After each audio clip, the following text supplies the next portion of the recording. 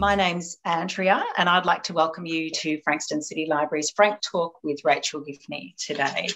Before commencing, we would like to acknowledge the traditional custodians on the many lands on which we meet today and pay our respects, past, present and emerging. I'd also like to extend my sincere respect to any Aboriginal or Torres Strait Islander people joining us here today as well. I'm coming to you from the lands of Bunurong people here on the Mornington Peninsula. So today's guest is author, filmmaker and talented scriptwriter Rachel Givney, originally from Sydney, now in Melbourne, and like many of us in lockdown, of course, too.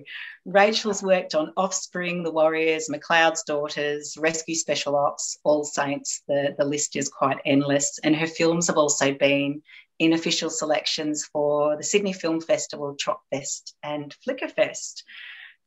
Besides, though, her impressive contribution to our screens, Rachel's given the world 2 novels so far. Her first is Jane in Love, and her second is right behind me, Secrets My Father Kept. We're talking to Rachel today about what inspired her to write the book and also to learn a little bit more about the book as well. So welcome, Rachel. Thank you. Thanks, Andrea. Thanks for having me. So as a bit of background to the book, if you haven't read it, Secrets My Father Kept takes place in Poland in 1939 as we find ourselves on the eve of war being declared. And we meet a fairly tenacious, I think, and inquisitive woman, Marie, who has some questions about her absent mother. She lives with her father, Dr. Dominik Karski, who refuses to reveal much or really anything at all about Marie's mother. He's a very mysterious figure in himself, and Marie becomes quite suspicious about the circumstances behind her mother's disappearance. There's so much going on in this book as a reader, good things. We're exploring war, gender, societal expectations, medicine, religion, family loyalty, and then there's an amazing twist towards the end of the book.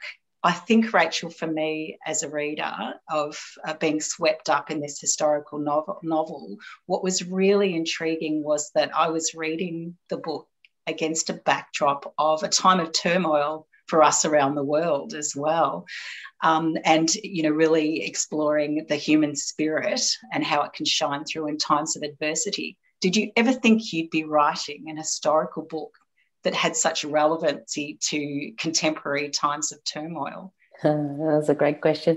Well, no, but I think when you contemplate writing any type of historical fiction, the reason that you're writing it is to hold a mirror up to the society that you find yourself in. So we were speaking earlier about it, that Marie, this young woman who's looking for her mother, this is Poland at a time when war is looming. There are German tanks going up and down the border with Poland. You've got Hitler and you've got Mussolini in Italy talking large about that they're going to plunge the world into war again.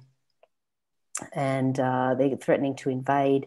And so there's a very it's a very nervous time, a very uncertain time when everybody doesn't know what's going to happen next, which is very similar to sort of what's happening now. This is really sort of uncharted territory. We really don't know what's happening next. And so that sort of feeling of uncertainty and instability is very much the same now.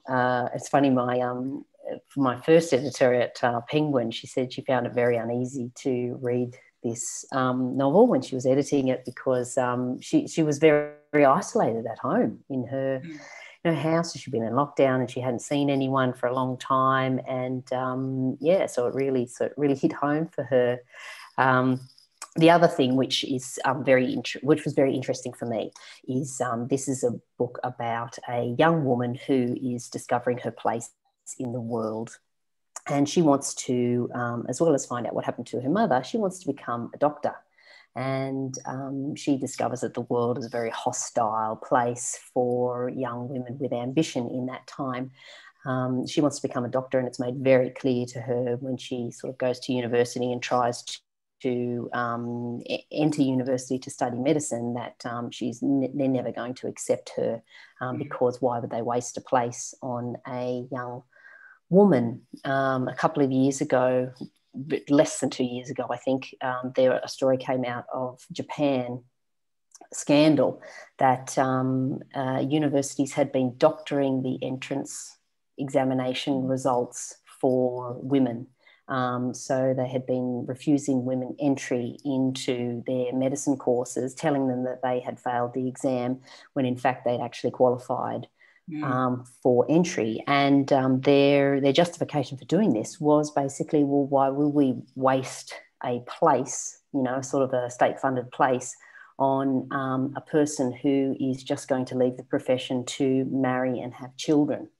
And so, like I was saying before, it's always, when you're writing historical fiction, I think it is to hold a mirror up to the society that you're living in. And I thought that was very interesting, that the sort of the obstacles that women face when they want to pursue a career, or they want to pursue a creative life or a professional life, or they want to have ambitions outside the home, that still happens today. Well, that's really fascinating, because I felt Marie was a really believable character.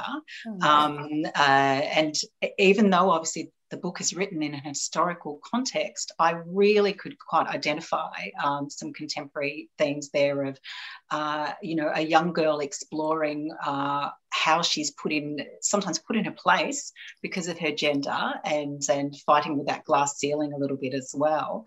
That's really interesting about the Japanese example. I do recall that coming out. And so obviously how you've woven some, perhaps potentially taken some elements and used them to inspire some of what Marie was up against, is fascinating. Where else, given she's such a tenacious young woman, but she's also fairly naive in the beginning. Yes. Where else would you have found inspiration for her character? Because she's such a great character to read.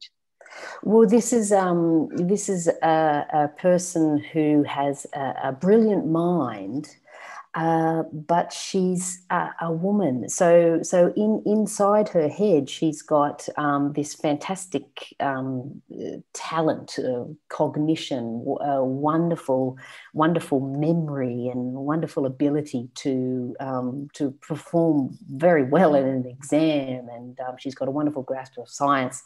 And she realizes as she goes on, as she sort of looks for her mother, that she's inherited this brilliant mind from her mother. However, that's what Marie has in her own mind.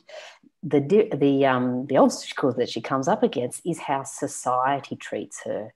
So society at that time, and still today, I think a little bit, infantilizes young women, tells them that the most important thing is for them to be beautiful and to marry and to have a family. Those things are very, very important. Maybe not the beautiful bit, but the marrying and having a family, that's very important. But it tells them that they're foolish to think that they can have ambition to pursue a professional life or a creative life or a scientific life. And so that's what Marie comes up against. She's imbued with this brilliant mind, but she's very naive about how the world works. And she comes to learn how the world works as the story goes on.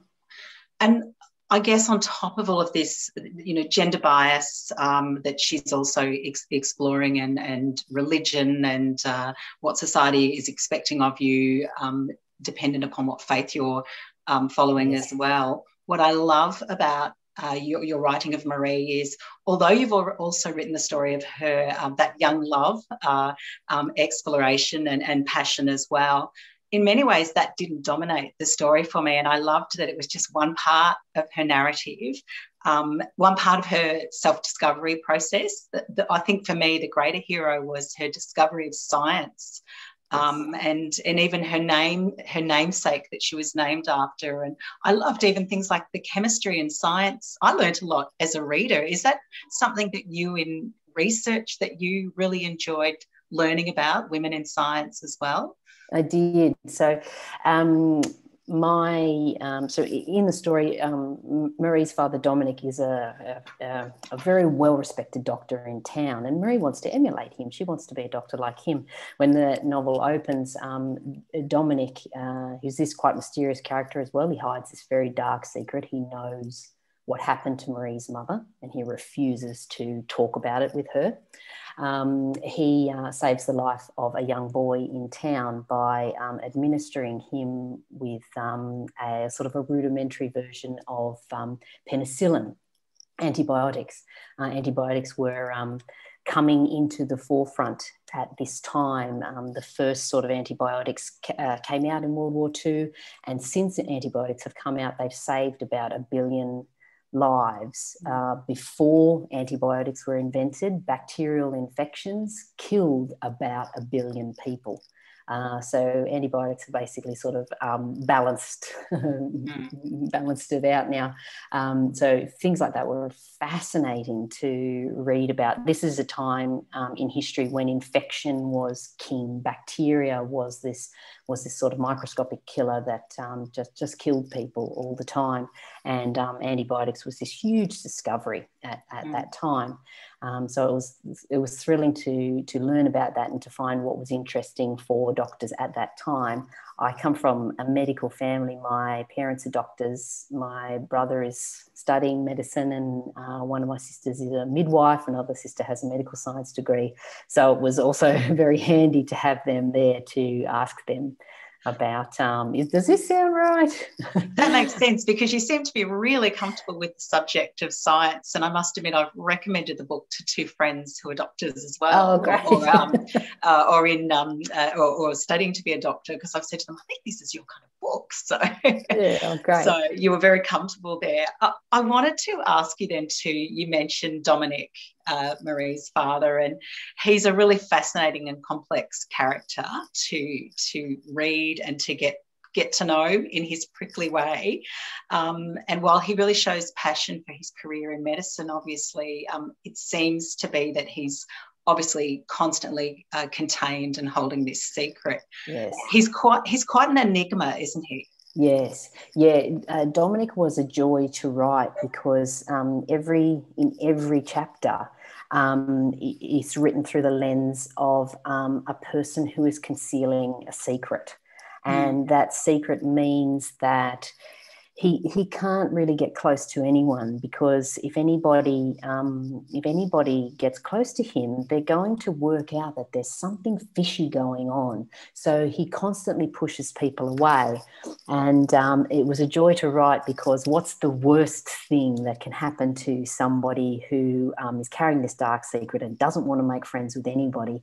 The worst thing that can happen to them is a person comes into their life who is a genuine friend, whose company they genuinely enjoy. And that's what happens in the book. Dominic, a new doctor, starts at the hospital, this sort of swashbuckling doctor who comes in, who's very funny and full of life, and Dominic enjoys his company, but he can't be friends with him, because this person will discover that there's something very suspicious going on. So he sort of keeps him at arm's length. So it was very enjoyable to write. With every chapter, from Dominic's point of view, is him concealing a secret, and what does that do to his behaviour? And I imagine that would have been quite a challenge to set yourself to constantly sort of set Dominic up in each of those situations. Yes. I was fascinated with his relationship with Dr. Wolanski. Yes. I could have his name mispronounced, I'm sorry, because there was quite a light and dark of the two characters, and you could see that conflict. And I was wondering, for you as the author and the creator of this world and these characters, did you have any particular favourite characters that you loved exploring or writing as well, even if they weren't the key characters? Well, I did love. I loved writing Dr. Wolanski. He is a villain. This isn't giving anything away, but Dr. Wolanski is a Nazi. He's not German. He's Polish, but like in any society, we see it in Australia, see it in any country. There's always people who are racist or xenophobic or scared of the other, and he's just one of those characters. And he's sort of latched on to Nazi ideology, and he thinks the Germans are a fabulous race, and he really can't wait for them to invade. And so he's a professional rival for Dominic. So when he sort of discovers that Dominic is possibly harbouring some sort of secret, he's all over him and just wants to see him fail at every turn. So he was a lot of fun to write because he's quite a villainous character. And I also really enjoyed writing Johnny, who is this sort of magnificent bastard who comes into the hospital. This sort of swashbuckling character who's got a funny line for everything, and he's sort of handsome and very charming. And if there was ever going to be like a film or a TV series of this book, I think Johnny would be played by Brad Pitt or something. Just sort of like a really cheeky kind of handsome, character. Flawed rogue. Handsome, that's right, a handsome rogue who just sort of like steals every scene. So he was a lot of fun to write because Dominic becomes friends with him against his will, against his better judgment. Yeah. And it was lovely to see the play between the two of them with their dialogue. Obviously, we're talking about that the backdrop of war, that the book is set against the backdrop of war, and with a lot of the accounts in the book, it's against the rise of Nazism brewing in the background, and racial discrimination and how it plays out as well. You do write some really confronting, also devastating atrocities that, yes, we know from history, but we're reminded of them again. And some accounts, even the most sort of seemingly innocuous accounts, were quite brutal as well, and brazen, really. Was it confronting for you to weave some of these actual accounts from history into this novel? Well, there was the one thing that I think when you're writing historical fiction, it's important not to be factual, but to be true to what was happening at the time. But there was one thing that I really wanted to make sure that I got right, which was to bear witness to the rise of anti-Semitism in Europe at the time. So I had a Jewish consultant read the manuscript several times. She looked up she was very thorough. She looked up sort of quotes from the Talmud, and she, in their original Hebrew, to make sure that we got that part right. And there's a pogrom depicted towards the end, which actually happened. And it was very important to show all the different levels of that. One of the most interesting things that I found is when researching it is that very few people predicted the Holocaust. Nobody expected the horror that eventually happened. And I mean, how could you? Because it's just such the industrial scale of just devastation, just horrible, so many millions murdered. And so that was very interesting. And so sort of my main goal with that aspect of it, with the rise of anti-Semitism, was to bear witness, to portray things truthfully, and to portray the attitudes truthfully, and also to show that not everybody was anti-Semitic. There are a few anti-Semites, and unfortunately they came to power. There are also a lot of good people, and there are also a lot of people in the middle who just wanted to turn a blind eye. It's so good to hear you talk about writing that truth, because it did come across so unfortunately truthful. And I must admit, in holding that space after reading the book, I even spent some time online on the Jewish Holocaust, the Jewish Centre in Elstonwick, their website. I just sort of was back in the space, and I think it's really important for us as society to never forget and to understand where the mistakes are made. But again, like your editor, I did feel really there were moments where I felt quite uncomfortable realising the backdrop of propaganda and messages we're processing now and things that are going on in society. It was a really interesting juxtaposition as a reader to be. Oh, please. Yeah. Well, everything old is new again. So obviously not just against the backdrop of the Second World War, but the book actually has this amazingly absorbing timelines of two different periods. So one is set against the Great War, while the other looks at life prior to the outbreak of the Second World War. How on earth did you master writing two timelines with such intense moments in history? Oh, thanks. Well, so I had the ending. I knew what the ending was before I even started writing.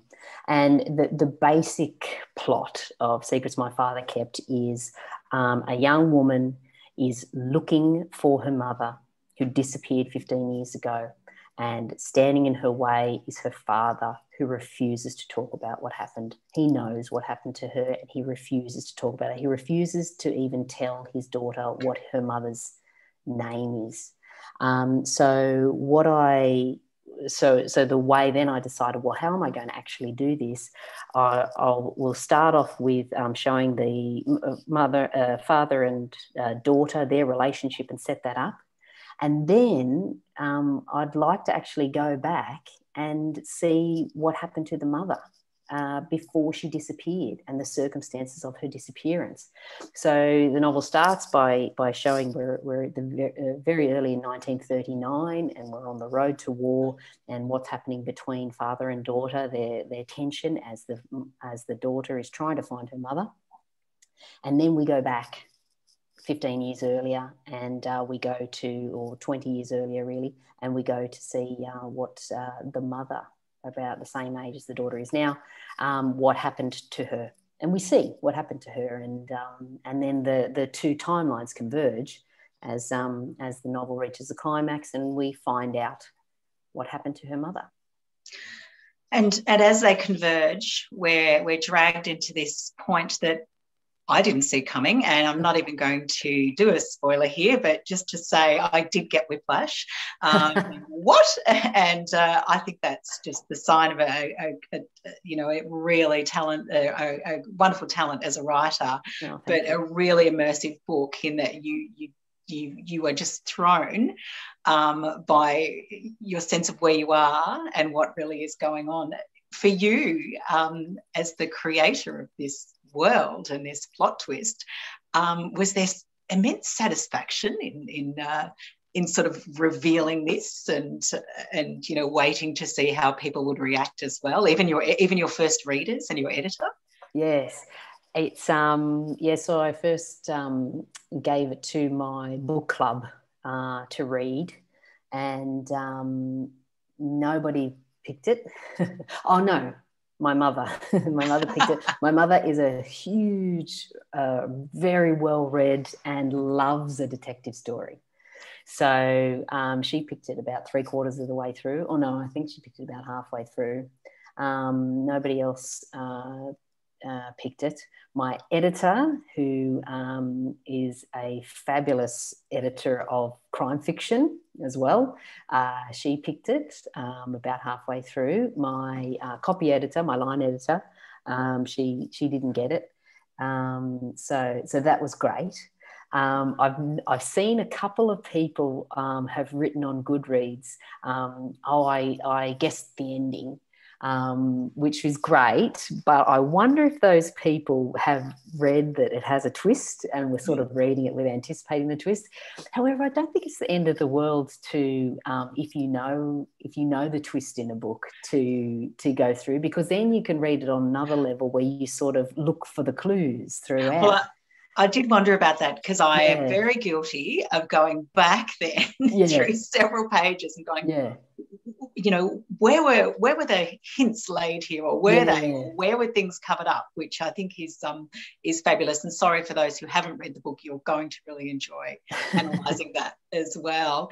I'm really interested to know when an author's mother has guessed what is happening. How does she break the news? Is it a brutal text, or does she ring you to reveal that information?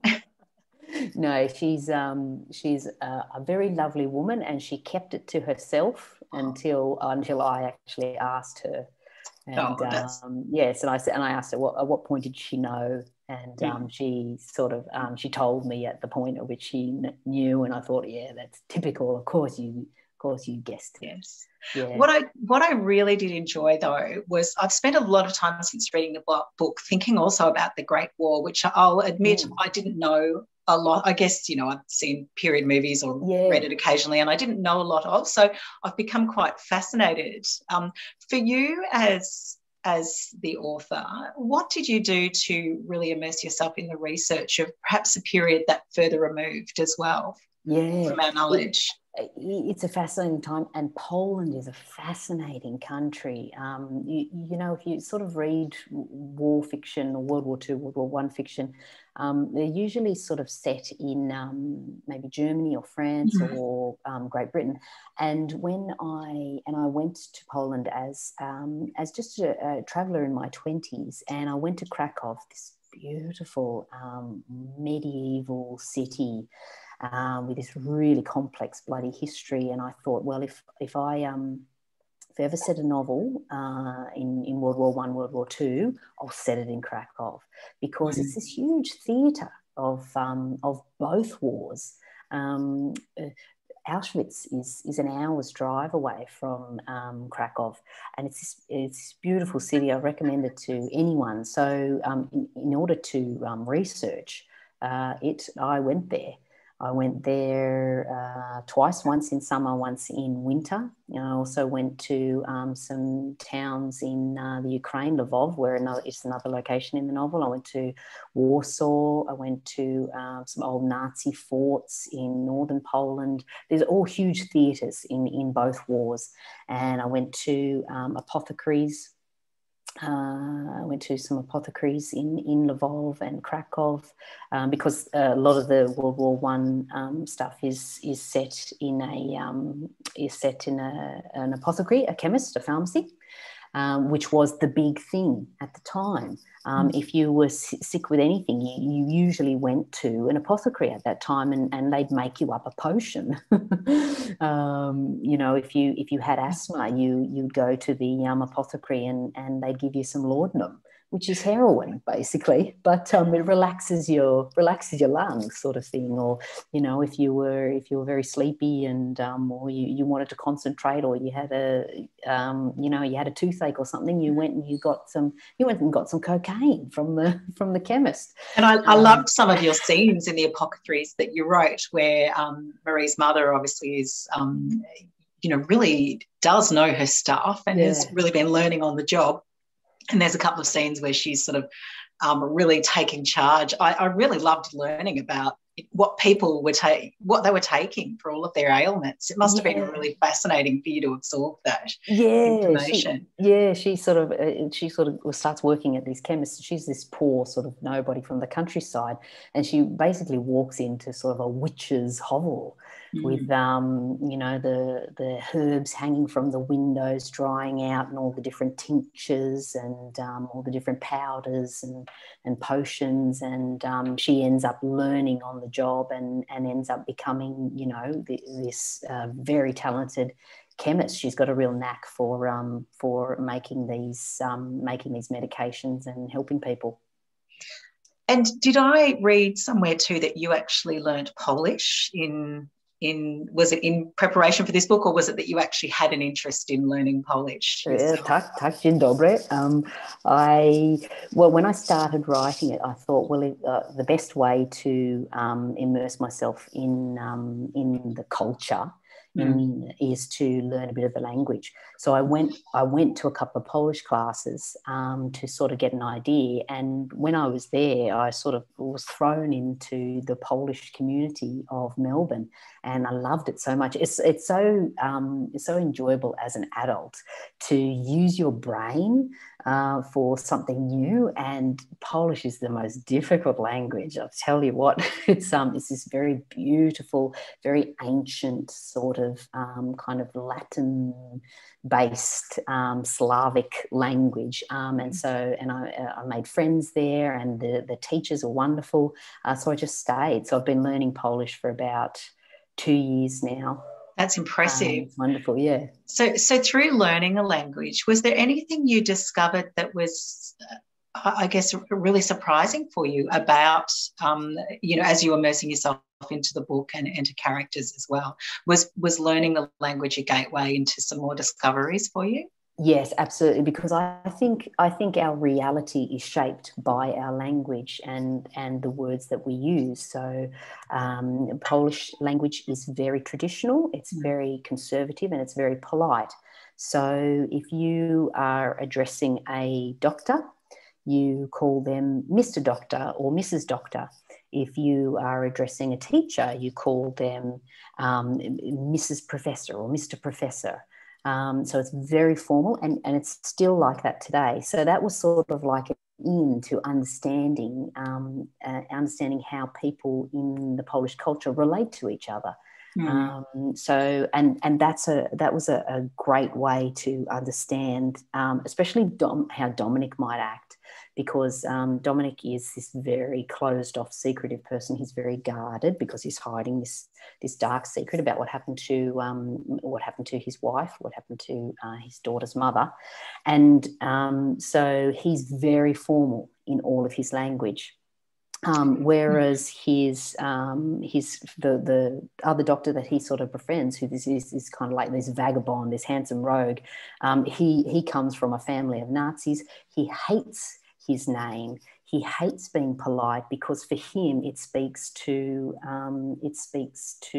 prejudice and discrimination and excluding other people from the conversation, essentially. So it was fascinating to learn the language and to learn how language is used to include and exclude people, and how language and how culture is disseminated through language. It's so right. We really do learn so much about our culture and also our place in it. Yes. With once we own the words or feel some sense of connection with words as well. Yeah. You mentioned about different characters and their battles with how titles or expectations or accents as well. And of course, through some of the novel, there is the backdrop of religion and faith and Marie's subsequent relationship with a young boy, Ben Rossen. Ben explores that area as well. And then you're introducing characters like the rabbi and other people. Was it an easy process for you to learn about the Jewish community and traditions and rituals, or was it something that took some time to explore and understand? It took time. I was raised Catholic, but I don't attend church or anything anymore. So I had, and Poland is a very Catholic country, so that was very helpful to give me sort of an access point into how people behaved in that time. If you were Catholic, if you were Catholic, you would go to Mass at least once a week. Like Dominic, Marie's father, he goes to Mass every day, which is something that my grandfather used to do. He used to go to Mass every day. So that was sort of quite easy to portray the Catholic aspects of it, because I was raised a Catholic. Then for the Jewish side of it, it was something that I had to learn totally anew. There are lots of things which are similar to like a Jewish and a Catholic faith. They're both sort of like one God faiths, but a lot of the rituals are, and of course Catholicism or Christianity is based on Judaism, but there are a lot of things. There are a lot of things different, which I had to learn. The one thing that I found, which was very interesting to me, was religion does not define personality, and culture does not define personality. Culture does not define behaviour, and religion does not define behaviour. Within any culture or within any religion, you will find people who follow the rules slavishly, and you will find people who rebel against those rules equally, with equal defiance. And that was very important to me, because that's really the message of the book, which is this young woman who's sort of discovering how the world works and understanding that it really doesn't matter. It really doesn't define you what flag you sing an anthem to. Yes, Judaism is a religion like any other, which has beliefs which are beyond science, which are just, you just have to believe, you just need faith. But then also they have lots of traditions. It was wonderful learning about the food. Jewish food is delicious. And that's interesting, because as Marie was exploring and learning to sort of progress her relationship with Ben, we were obviously we're learning too as a reader, if it's not something that's familiar to us as well. So I felt that was a really masterful way to go, "Ooh, okay, I've just learned some information as Marie's learning it too." So that was a wonderful part.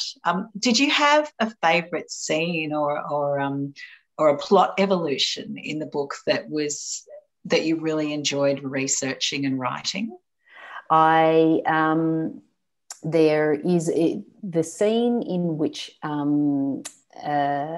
Marie's mother, so when we go back in time, and Marie's mother first discovers that when her sort of a mentor, the man who owns the pharmacy, the chemist, when he first shows her what chemistry is, and he realizes and she realizes that she has an aptitude for chemistry, for pharmacy. He realizes that she has a very sort of brilliant mind, and he sort of says to her, "Let me show you the universe. Would you like to see the universe?" And she says, "Yes, of course, I'd like to see the universe." And he shows her a periodic table. And she doesn't get it at first, but then he basically sort of explains to her that the periodic table, the universe, everything in the universe is comprised of those elements on the periodic table. And then she goes and she applies that to create some aspirin and save someone's life. And it's sort of this sort of like universal kind of light bulb moment for her. And that was very enjoyable to write. My favourite scene of all has to be the ending. Yes. Because I was very pleased with it. It's sort of a great climax. And it's not giving anything away by saying the final scene is Marie finding out what happened to her mother. Yes, there's definitely a sense of peace there, or a sense of understanding anyway. One of my favourite scenes, or a series of scenes actually, was when Marie had come to a point in her realisation where she had to really push forward with seeking answers about her mother, to the point of her taking the train and going against sort of people who were trying to flee potential war, and she was sort of moving into it, which was such a my hair stands on end now when I think about it, because there's such movement in that story, the movement of the train, the movement of powering towards answers, and something's happening. It was very suspenseful, but also you talk about the stage being set with Krakow, and the theatre of her moving towards revelations, I found really enjoyable as a reader. How do you keep that pace up when you're taking your character into that point where the answers are about, they're in charge of the answers, but the answers are about to become apparent to them as well? Yeah. Oh, well, it was very easy to create tension there. There's this article which the guild I guess it's the Guild or the Council of Krakow, they sent out this sort of announcement to everybody in the town saying, we have raised enough funds, we are going to get a machine gun and it is going to protect the city from the Germans, and the machine gun is going to arrive on the 25th of October 1939. We can't wait for it to arrive. So they had one machine gun coming.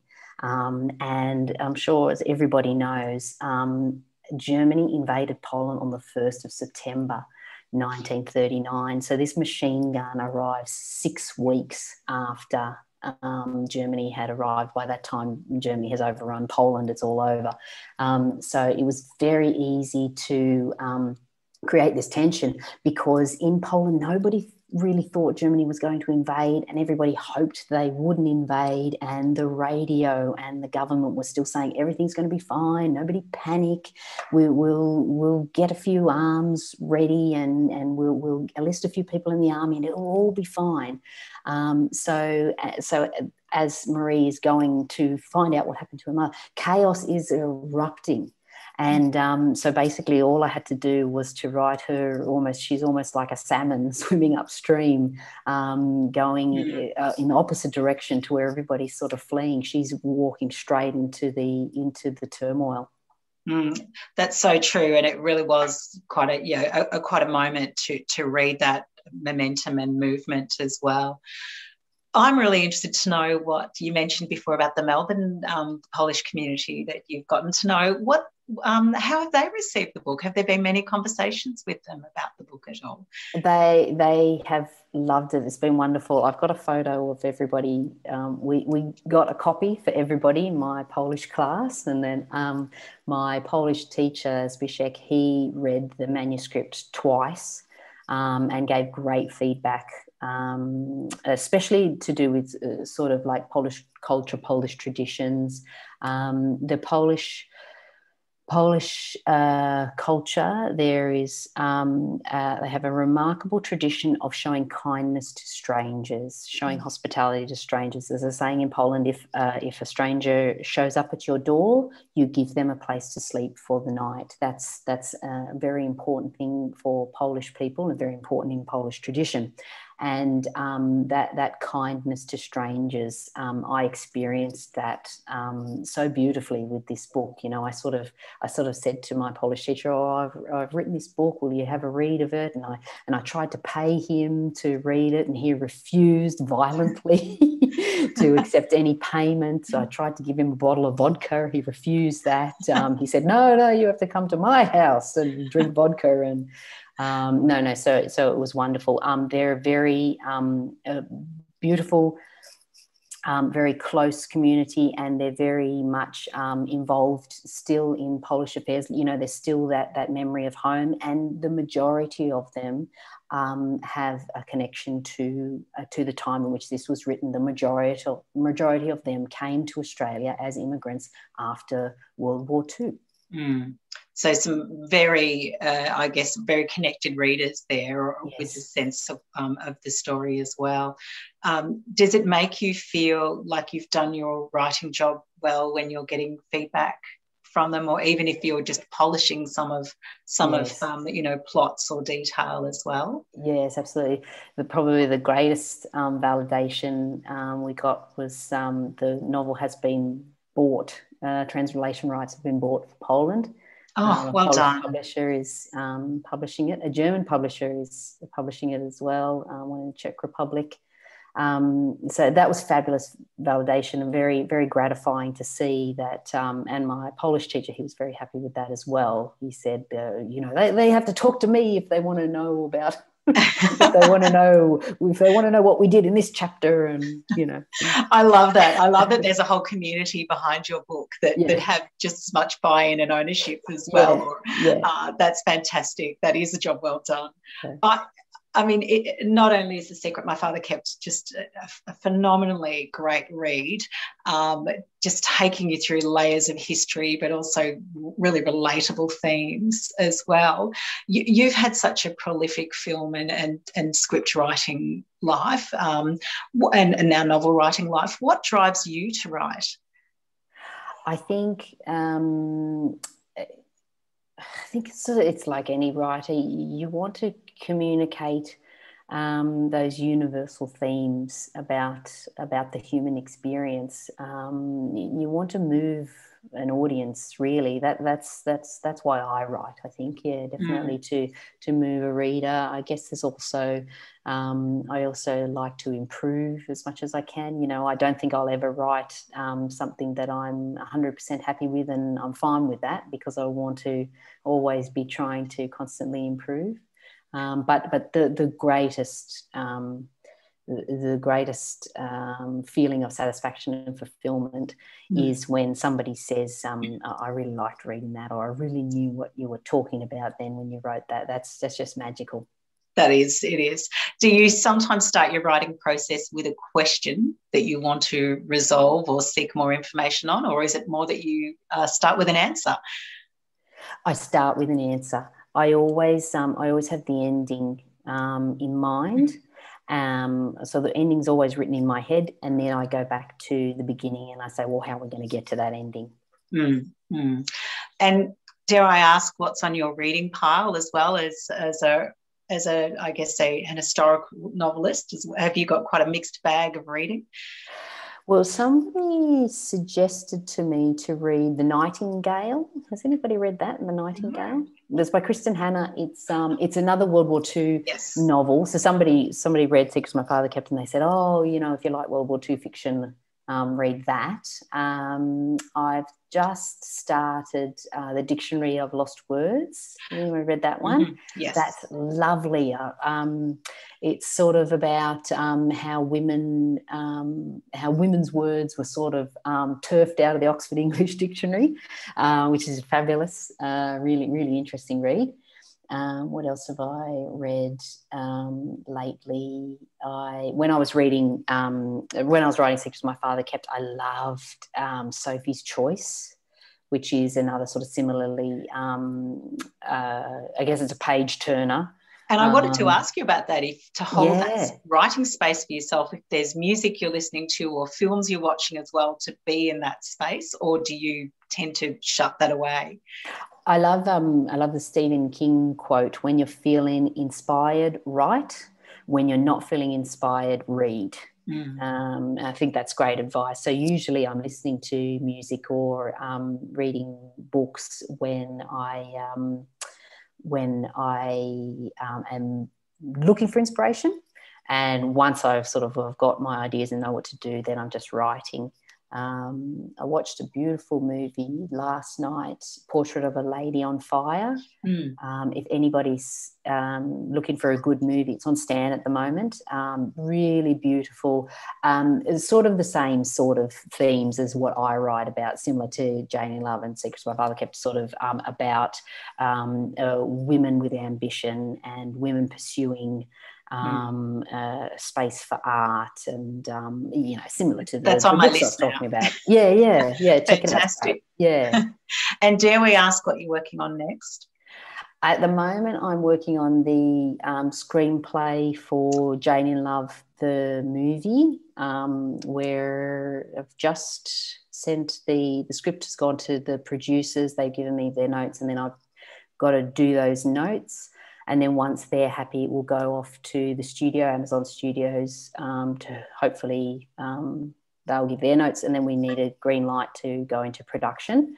And then once that's finished, I'll start working on my third novel.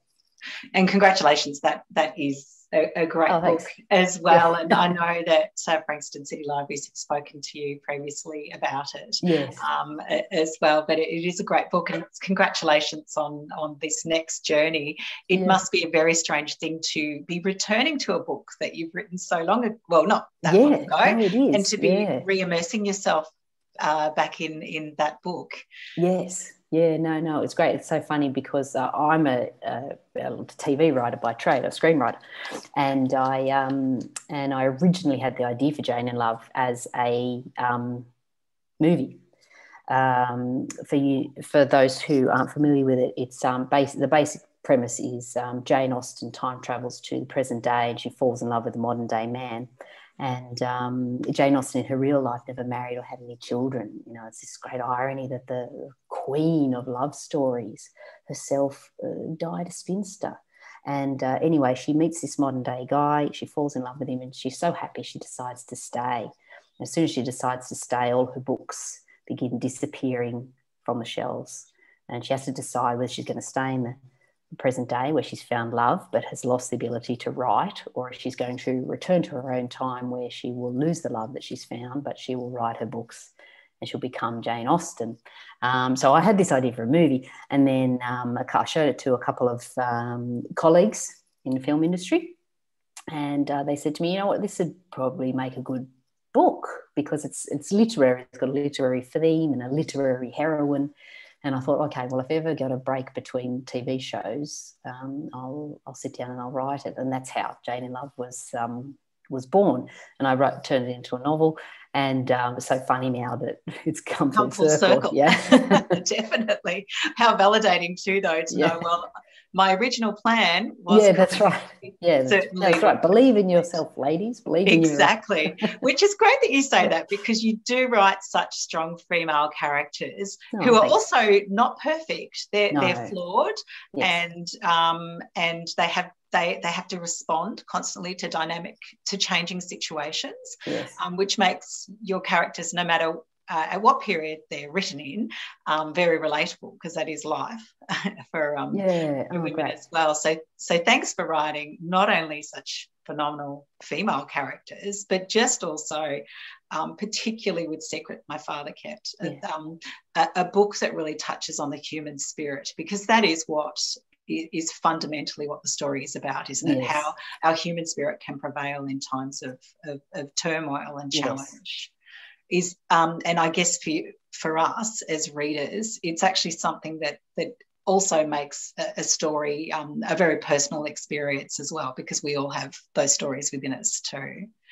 Yeah, thank you. No, I appreciate that. Yeah, that's definitely what it is about. There's a point at which war is coming, and they're looking for sort of inspiration, and Dominic, the father who's hiding this horrible secret, they're asking him for inspiration, and in this one sort of unguarded moment, he tells the people that he's talking to that there is always going to be darkness and there's always going to be light in the world. And the best thing that we can do is always try and keep a little bit more light than darkness. You try and always be nice to each other, try and always do a little bit of good, because eventually the balance will tip into the light, into the goodness. And goodness eventually will prevail if enough good people act. Which is why it's such a relevant book for now. So Rachel, I can't thank you enough for writing such a fantastic book and contributing such a great story to all of our reading piles. And for those who haven't read it, it's obviously available from Frankston City Libraries and all of our local bookstores, and Robinson's bookstore in Frankston as well. Rachel, we'd really like to thank you very much for joining and sharing with us today as well. Thank you. My absolute pleasure, and best wishes, everybody. Fingers crossed for an end to lockdown. We're all crossing fingers for some good news in the next few hours, we hope too. Yeah. For those who have joined us today for Rachel's talk, I guess we need to give you a quick round of applause, and thank you very much for entertaining us and keeping us company during our lockdown hours as well. For everyone else, please keep an eye on Frankston City Library's website for more upcoming Frank Talks. Thanks again, Rachel, for joining us. I know that everyone's joined us in saying thank you very much for today's Zoom company, and I hope everyone enjoys their reading pile as well.